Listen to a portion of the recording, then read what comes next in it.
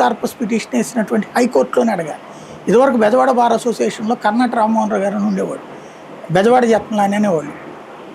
గతంలో పోలీసు అధికారులని ఇట్లాంటి కేసుల్లో 30 తిప్పలు పెట్టి 3 చెరువులు నీళ్ళు తాగించేవాడు. వాళ్ళందరూ కోర్టులకు రావాల్సి వచ్చేది, నానా తిప్పలు పడాల్సి వచ్చేది.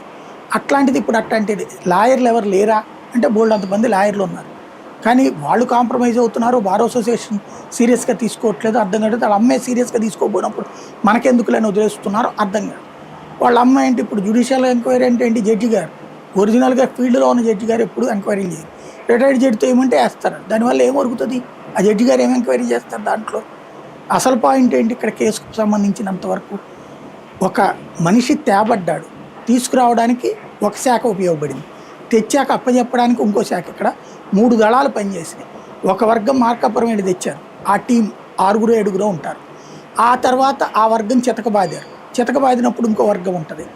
ఆ తర్వాత వాళ్ళు నాగరాజుకి అప్పచెప్పారు, ఇక్కడ చితకబాదింది ఇంకొక వర్గం ఉంటుంది. అక్కడొకారు అక్కడొకారు అక్కడొకారు 5 నుంచి 6, 18 మంది దాకా ఉంటారు ఇక్కడ. వీళ్ళందరూ ఎస్ఐ స్థాయి, సిఐ స్థాయి. వీళ్ళకి పైన ఆదేశాలు ఇచ్చింది ఏసీపీ స్థాయి.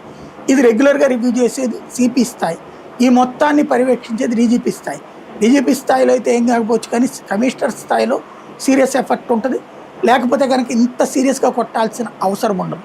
నెల రోజుల పాటు ఆ మనిషికి సంబంధించి చితకబాదారంటే ఏంటనేది అర్థం చేసుకోవచ్చు. చచ్చిన తేదీ తెలియదు, కనిపించే బూడిద లేదు. అదే సందర్భంలో ఆనవాళ్లే లేకుండా ఈవెన్ సీసీటీవీ ఫుటేజీలు కూడా మాయం చేసి, పైగా అతని వ్యక్తిత్వ హననం చేస్తా పెద్ద ప్రచారం చేయగలిగారంటే ఒక